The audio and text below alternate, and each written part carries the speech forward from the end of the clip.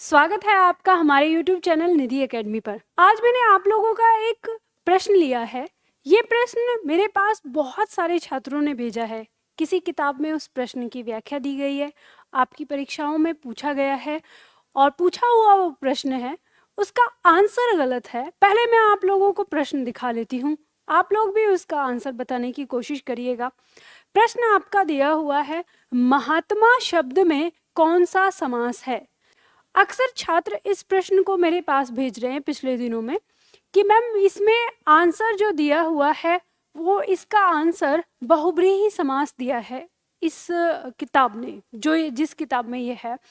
और अगर हम देखें तो महात्मा शब्द जो होता है, महात्मा शब्द की अगर हम व्याख्या करें तो महान है जो आत्मा या महान आत्मा, तो महान और आत्मा, ये आत्मा शब्द की विशेषता बता रहा है महान शब्द। तो इस आधार पर इसका आंसर कम धारे होना चाहिए। लेकिन इस किताब ने जो व्याख्या की है वो ये है, आप भी सुन लीजिए, कि महात्मा शब्द का विग्रह यदि महान आत्मा के रूप में किया जाए तो कर्मधारय समास होगा, किंतु यदि इसका विग्रह महान है आत्मा जिसकी, ऐसा व्यक्ति के रूप में किया जाए तो यह बहुब्रीहि समास होगा। उत्तर प्रदेश माध्यमिक शिक्षा सेवा चयन बोर्ड ने अपनी प्रारंभिक उत्तर कुंजी में इस प्रश्न का उत्तर विकल्प सी माना, लेकिन संशोधित उत्तर कुंजी में विकल्प डी को सही माना। देखो, अब इन्होंने ये व्याख्या की है, अब नहीं पता कि उन्होंने डी को सही माना है या नहीं माना, आयोग का तो मुझे नहीं पता। और अगर आयोग ने इस तरह से माना है तो फिर तो आजकल आयोग में भी अनपढ़ लोग बैठ गए हैं। सही है, मैं यही कहूँगी। मैं इतना कड़वा और इतना गलत क्यों बोल रही हूँ? इसलिए बोल रही हूँ कि वर्तमान समय में हमारी हिंदी की इतनी बेकदरी कर दी गई है कि जो कि हिंदी स्पष्ट रूप से सारी चीज़ें दिखाती है, समझाती है, लेकिन उसके बावजूद भी हमारे हिंदी के विद्वान ऐसे हो गए हैं कि वो कुछ भी कहीं भी थोप देते हैं। मतलब ना तो उसकी परिभाषा को समझते हैं ना उसकी चीज़ों को समझते हैं। अब इतना सिंपल सा साधारण सा शब्द है महात्मा, और सही मायने में देखा जाए तो आराम से महात्मा महान है आत्मा, और इस तरह से आप इसको समझ सकते हैं कि आत्मा शब्द की विशेषता बताता हुआ शब्द है, और जिसमें विशेषण और विशेष्य का संबंध होता है वो कर्मधारय समास होता है, और आसानी से आप इसका आंसर बता सकते हैं।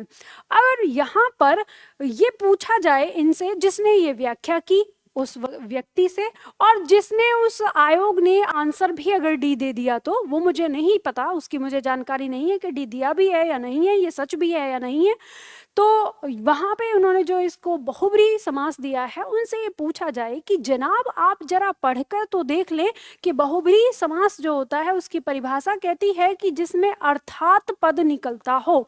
तो महान है आत्मा जिसकी, अर्थात क्या? आप हमें अर्थात भी तो दीजिए। अगर आप हमें अर्थात नहीं दे पा रहे हैं तो आप कैसे इसको बहुब्रीहि समास कह रहे हैं? और जो लोग समास विग्रह के आधार पर समास को पढ़ते हैं, पढ़ाते हैं, उनसे ज़्यादा बेहुदा तरीका और कोई नहीं होता। ये मैं कह रही हूँ यहाँ पर YouTube पर। अभी मैं आप सभी लोगों को बताती हूँ, समास आप चाहें तो 2 मिनट में 2 सेकंड में यूँ सीख सकते हैं। आप दुनिया की कोई भी किताब उठाइए, हिंदी की कोई भी किताब, मैं अपना यहाँ पर अपना विचार नहीं बताऊंगी, मैं आपको वो बताऊंगी जो अभी तक हमारे विद्वानों ने लिखा है, और उस किताब ने भी लिखा है जो किताब इस वाहियात तरीके से पढ़ाती है कि इसकी समास विग्रह ये है तो ये होगा, और इसका समास विग्रह ये है तो ये होगा। उस किताब में भी आप ये देखना कि सबसे पहले आपको हर समास की परिभाषा को देखना है कि किस समास की कौन सी क्या परिभाषा दी हुई है। तो जब आप उसकी परिभाषा पे जाएंगे, यहाँ मैं आपको बहुत शॉर्ट रूप में थोड़ी सी चीज़ समझाने जा रही हूँ जो समास को आप समझ सकते हैं। जो लोगों ने हमारी हिंदी को इतना क्लिष्ट बना दिया है, हमारी हिंदी कितनी सरल और कितनी स्पष्ट है, ये आज मैं आपको बताती हूँ अपनी इस क्लास में। कि समास के बारे में जब बात करते हैं, अगर आप देखेंगे, आपको ये तो पता है कि समास शब्द का अर्थ होता है संक्षेप। समास शब्द का अर्थ होता है संक्षेप। संक्षेप का क्या अर्थ होता है जी? संक्षेप का अर्थ होता है छोटा करना। तो समास की परिभाषा निकलती है कि दो या दो से अधिक शब्दों का जो युग्म होता है उसको छोटा करके एक शब्द बनाने की जो प्रक्रिया है उसी को हम समास कहते हैं। अब वो जो छोटा किया गया है, तो जब वो छोटा बन के एक नया शब्द आया जिसे हम समस्त पद कहते हैं, हमारे समास की हर समास की परिभाषा उस समस्त पद से ही निकलती है। और वो समस्त पद कैसे पहचाना जाता है या उस समास को हम कैसे पहचानते हैं, तो समास में एक शब्द आपको कॉमन मिलेगा, प्रधान। प्रधान का मतलब होता है मुख्य, यानी नया पद जो बनकर आया उस नए पद के अंदर जो शब्द का टुकड़ा मुख्य होगा उसी आधार पर आप समास को पहचानते हैं। तो जब हम इसकी प्रधानता की बात करते हैं और समास को जब वर्गीकृत किया जाता है तो इसके अंदर दो पद होते हैं जो कि आप सभी जानते हैं, प्रथम पद और द्वितीय पद, जिसे आप पूर्व पद और उत्तर पद के नाम से जानते हैं। पूर्व पद और उत्तर पद, और उसी में आपका जो यहाँ पर परिभाषा बनती है वो ये चार प्रकार के अंतर्गत परिभाषा आती है। वो समास जिनके अंदर प्रथम पद प्रधान होता है, एक प्रकार के समास वो होते हैं जिनके अंदर प्रथम पद प्रधान होता है। आप इसकी परिभाषा से पहचानेंगे, कई सारे प्रश्न यहाँ से निकलते हैं। वो समास जिसके अंदर उत्तर पद प्रधान होता है वो यहाँ आएंगे, और वो समास जिनमें दोनों पद प्रधान होते हैं, और वो समास जो दोनों पद अप्रधान होते हैं। अप्रधान का मतलब गौण होते हैं। अब आप देखिए, आपके समास की सारे समास की परिभाषा इन चार शब्दों में टिकी है, और ये चार शब्द ही आपको पहचान दिलाते हैं अपने हर समास की। जब हम बात करते हैं कि जिसका प्रथम पद यानी पूर्व पद प्रधान होता है, तो आपको पता है वो अव्ययी भाव समास होता है। अव्ययी भाव समास। अव्ययी भाव समास की परिभाषा आप सारी किताबों में देखिए क्या कहती है कि जिस समास का पूर्व पद प्रधान होता है उसको अव्ययी भाव समास कहते हैं। अब जब पूर्व पद प्रधान यानी इसके अंदर आ गया, तो पूर्व पद प्रधान आप कैसे निकालते हैं? जैसे उदाहरण में अगर हम लिखते हैं प्रतिदिन, तो आप देखते हैं इसका प्रति शब्द जो है ये क्या है, ये प्रधान है, यानी प्रतिदिन यानी हम हर दिन की बात कर रहे हैं, तो इसका पहला पद प्रधान हो गया, मतलब ये अव्ययी भाव समास हो गया। उसी तरह से आप जैसे शब्द लेते हैं आजीवन, आजीवन आप शब्द लेते हैं तो आ ये प्रधान होता है। पहचान हमको ऐसे दे दी जाती है कि पूर्व पद कोई उपसर्ग या कोई अव्ययकारी शब्द होता है, तो अविकारी शब्द या उपसर्ग पूर्व पद अगर है तो वो अव्ययी भाव समास में आ जाता है। पहचान आपको बहुत सारी दी जाती हैं, लेकिन परिभाषा आपकी क्या कहती है कि जिसका पूर्व पद प्रधान है। और आजीवन शब्द भी अगर हम देखें तो जीवन से लेना देना नहीं है, हमें लेना देना है इस आ से, मतलब पूरे जीवन भर की बात कह रहा है आजीवन शब्द। तो फोकस किस पे जाता है? इस पूर्व पद पे जाता है, यानी फोकस जिस पद पे जा रहा है वही प्रधान है, और समास हमें यहाँ पे बता देता है। हम इससे पहचान लेते हैं इसको। हम दूसरे पद की बात करें, उत्तर पद प्रधान। उत्तर पद प्रधान किन किन परिभाषाओं में आता है? तो सबसे पहले हमें देखने को मिलता है तत्पुरुष समास। तत्पुरुष समास में उत्तर पद प्रधान होता है। जब आप इसकी परिभाषा लिखते हैं तो परिभाषा कहती है वह पद या वह समास जिसका उत्तर पद प्रधान हो। उत्तर पद प्रधान का मतलब क्या हो गया? दूसरा पद प्रधान। जैसे आप लिखते हैं, मान लो आपने लिखा घुड़सवार, तो घुड़सवार में प्रधान क्या होता है? ये उत्तर पद सवार। जब आप घुड़सवार बोलते हैं आपके दिमाग में उस व्यक्ति की फोटो बनती है जो घोड़े पर बैठा होता है, यानी फोकस किस पे जा रहा है? उत्तर पद पे, और यही परिभाषा कहती है। और तत्पुरुष समास के ही अंदर हमारे दो भेद आते हैं, जिसमें हम रखते हैं द्विगु समास और कर्मधारय समास। दोनों ही समास की परिभाषा कहती है कि जिसका उत्तर पद प्रधान हो। कर्मधारय समास हो या द्विगु समास हो, जिसका उत्तर पद प्रधान हो, मतलब फोकस किस चीज पे जाएगा, उत्तर पद पे जाएगा।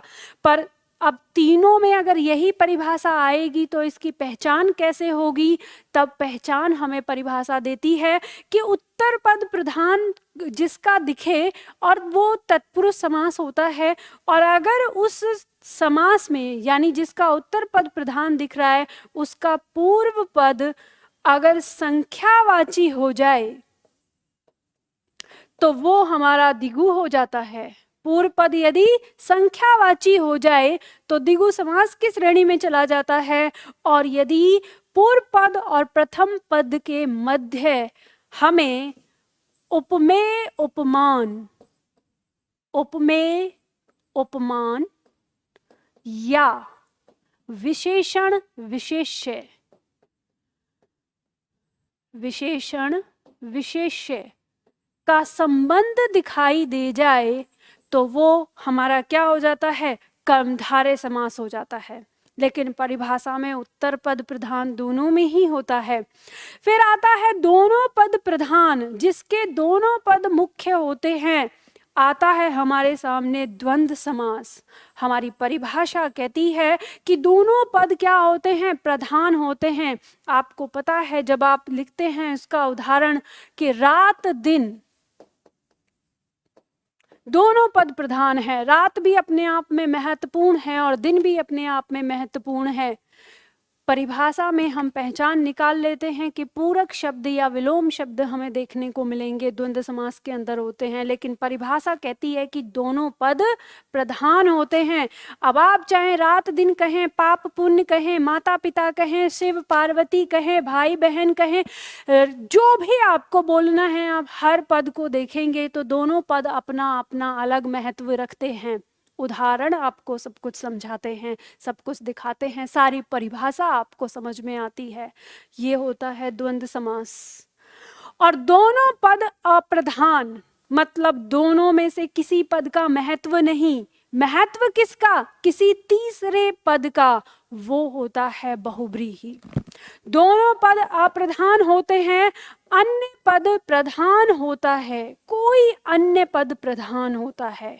और वो अन्य पद कौन होता है? जो हमें उसका भाव आता है। अर्थात के बाद एक ही समास है हिंदी में, बहुब्रीहि समास, जिसका उदाहरण हम देखते हैं।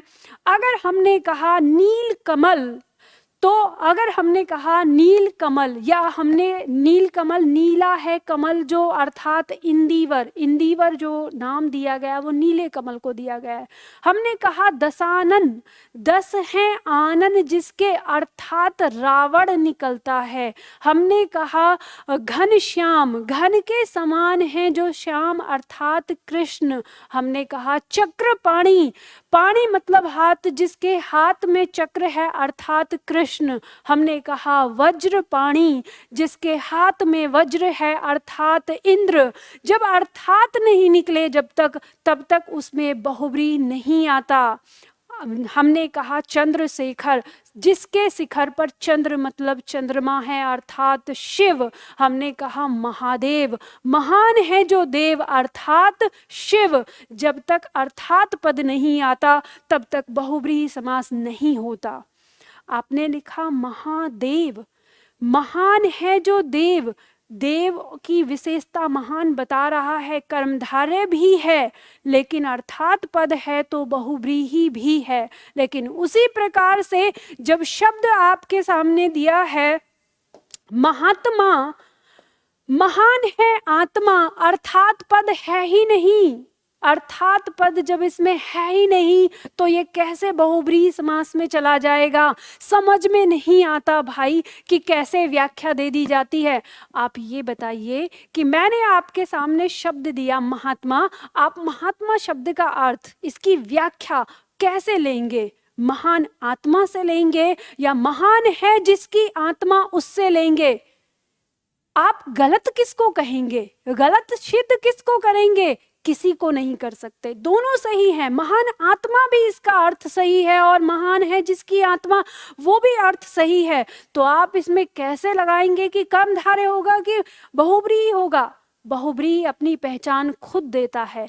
दोनों पद अप्रधान होते हैं, अन्य पद प्रधान होता है, यानी अर्थात पद आना चाहिए। अगर शब्द के अंदर अर्थात पद नहीं आ रहा तो बहुब्री नहीं होगा। और इतना सरल है कि आप आसानी से समझ सकते हैं, लेकिन हमारे विद्वान, हमारी किताबें, कभी कभी तो मुझे ऐसा लगता है कि जैसे किताबों को बस टाइपिस्ट से छपवा के बना दिया जा रहा है। पैसा कमाने की धुन लगी पड़ी है लोगों को कि बस बेच दो, बच्चे हैं, छात्र हैं, खरीद लेंगे।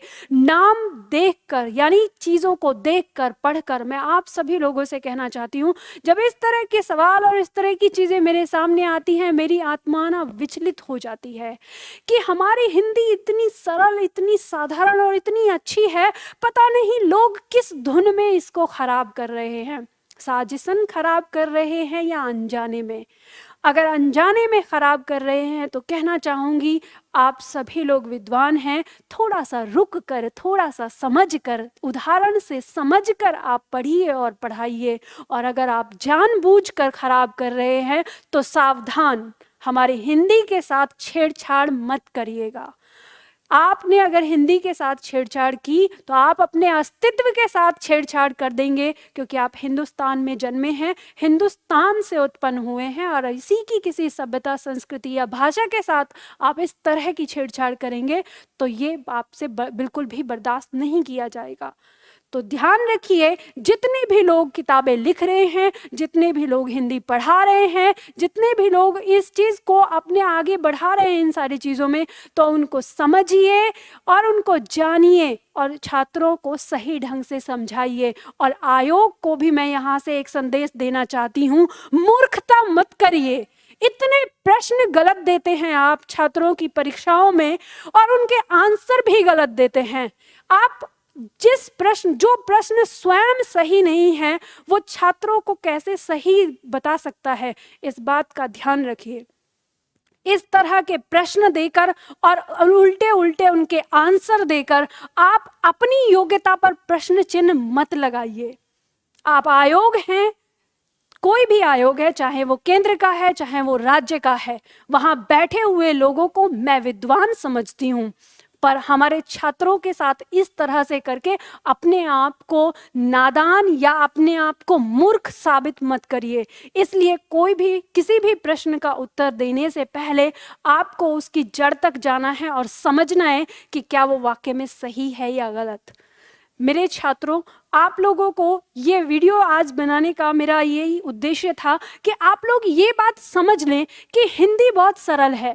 यहाँ पे हो सकता है बहुत सारे छात्रों को समास न समझ में आया हो, उन्हें लग रहा हो कि मैम कैसे समास समझना है। चिंता मत करिए, मैं बहुत जल्दी ही वर्णमाला के टॉपिक से आपकी क्लास शुरू करने वाली हूँ, और आपको एक बार फिर से संधि और समास में फिर से आपको विस्तार से पढ़ाऊंगी, फिर से समझाऊंगी कि आप कैसे समास और इन संधि और इन सब चीज़ों को समझ सकते हैं। और मैं उन विद्वानों से भी एक बार रिक्वेस्ट करना चाहती हूँ कि जो हिंदी को पढ़ रहे हैं और हिंदी को पढ़ा रहे हैं, प्लीज़ हमारे छात्रों को सरलतम से सरलतम चीज़ों को दिखाइए। बेतुकी चीज़ों में अंदर घुसाकर या गोल गोल सब चीज़ों को एक सा बनाकर घुमाकर हमारे छात्रों को कंफ्यूज मत करिए, वरना मेरे पास बहुत सारे सवाल हैं आप सभी लोगों के लिए। तो खैर, अब तो मैं यहाँ कुछ नहीं बोलूँगी। बहुत सारे सवाल हैं मेरे पास जो अपने आप को ये कहते हैं कि नहीं ये ऐसे है, नहीं ये वैसे है। तो मेरे पास भी बहुत सारे सवाल हैं और फिर मैं सवालों का सिलसिला यहाँ से शुरू कर सकती हूँ। बट मेरा एक ही उद्देश्य है, हिंदी को सही दिशा में ले जाना और जो विकृत हो रही है हिंदी, उसको सुधारना और उसको सही करना। मैं आप ही अपने सभी छात्रों से रिक्वेस्ट करना चाहूँगी कि जब भी आप पढ़ने और पढ़ाने का डिसीजन लें, जो किताबें आप खरीदते हैं या किसी कोचिंग से आप पढ़ते हैं, पहले टीचर को अच्छी तरह से समझ लीजिए कि वो सही ढंग से पढ़ा पा रहे हैं, वो सही आपको समझा पा रहे हैं या नहीं। आपका चुनाव आपके भविष्य को बदल सकता है। इसलिए अपना पढ़ाने, जिनसे आप पढ़ रहे हैं, जिन किताबों से आप पढ़ रहे हैं, उनका सही चुनाव करिए। चलिए फिर आप लोगों के लिए ऐसी ही वीडियो मैं बनाती रहूँगी। इस तरह के अगर आपके पास भी कोई डाउट भरे प्रश्न हो जिनमें इस तरह की गलतियां हों तो कमेंट बॉक्स में मुझे ज़रूर लिखिएगा। मैं आप लोगों के लिए इस तरह के जो प्रश्न हैं जो कंफ्यूज करते हैं उन पर वीडियो ज़रूर बनाऊंगी, आप लोगों को समझाऊंगी कि उसका आंसर क्या आप दे सकते हैं और कैसे कर सकते हैं। ठीक है, चलिए तो हम मिलते हैं फिर अगले वीडियो में अगले किसी टॉपिक के साथ।